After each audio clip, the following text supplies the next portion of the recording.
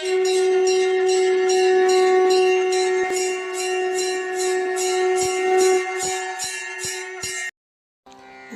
ஸ்ரீ குருப்பியோ நமஹ. ஓம் கம் கணபதையே நமஹ.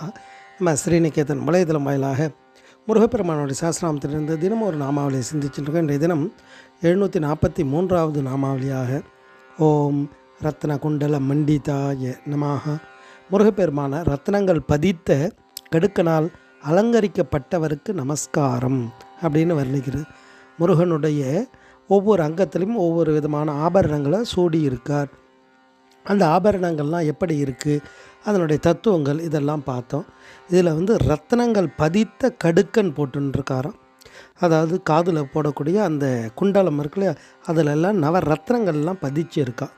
சுவாமி இது ஏதோ அழகுக்காக தரிச்சுன்னு இருக்காரானா கிடையாது. அதாவது அசுரன் ஒருத்தவன், அவனுடைய பேர் வலன்னு பேர். அந்த அசுரன் பேராற்றல் படைத்தவன். அது மட்டும் இல்லை, சிவபூஜை பண்ணுறவர்.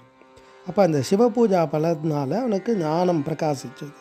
அப்போ தன்னுடைய உடம்பு எப்படியா இருந்தாலும் என்றைக்காக இருந்தாலும் இதை விழ தான் போகுது, அதாவது அழிய தான் போகுது. அதனால் அழியும் இந்த உடம்பானது என்ன ஆகணும்னா நவமணிகளாக ஆகணும் அப்படின்னு சுவாமிக்கிட்ட வரம் கேட்குறார். சுவாமியும் கொடுத்துட்றார். இருந்தாலும் அவன் அசுரன்றதால் அவனுடைய வளர்ச்சி இந்திரனுக்கு பிடிக்கல. அப்போ இந்திரன் என்ன பண்ணுறான், நமக்கு அப்புறம் வந்துட போகிறானோ, இல்லை அவனால் நமக்கு துன்பம் வரப்போதோ அப்படின்ற நோக்கத்தில் சதா யுத்தம் பண்ணிகிட்டே இருக்கான். அப்படி யுத்தம் பண்ணும்பொழுது தோத்துடுறான். இந்திரன் தோத்துட்டான். இருந்தாலும் உனக்கு எதாவது வரம் தரேன் கேளு அப்படின்னு வலனை பார்த்து கேட்குறான். அப்போ அந்த வலன் என்ன பண்ணுறான், சிரிச்சுட்டு, நீ தோல்வியுற்ற நீ எனக்கு வரம் தரதா, உனக்கு எதாவது வரம் வேணா கேளு, நான் தரேன் அப்படின்றான்.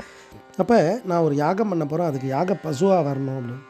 சரி, இவன் கேட்கக்கூடிய காரணத்தை புரிஞ்சுட்டு, சரி நல்ல பயனாக இந்த உடம்பாகட்டும்னுட்டு அந்த யாக பசுவாக வரார்.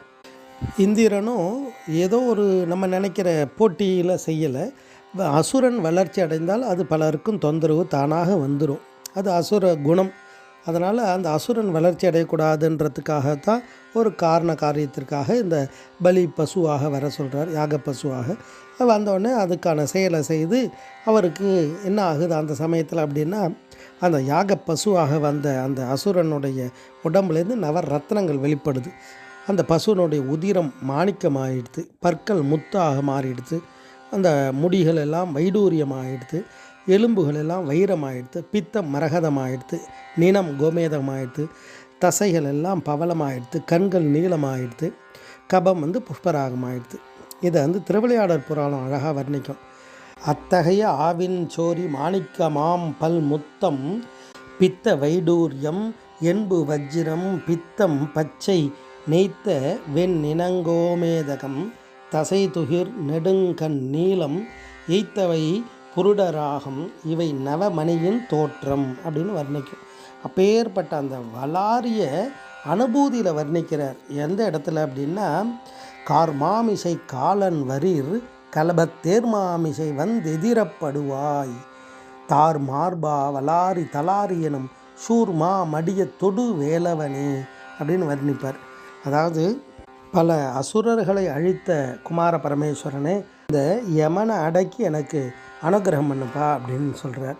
அப்போ இந்த இடத்துல நவரத்னங்கள் எப்படி உருவாச்சின்னு பார்த்தோம். அப்பேற்பட்ட ரத்ன குண்டலங்களை எல்லாம் அணிந்திருப்பவராக முருகனை இந்த நாமாவளி அழகாக வர்ணிக்கிறது. ஓம் ரத்ன குண்டல மண்டிதாய நமஹ. ஸ்ரீ குருப்பியோ நமஹ. ஓம் சும் சுப்பிரமணியாய நமஹ.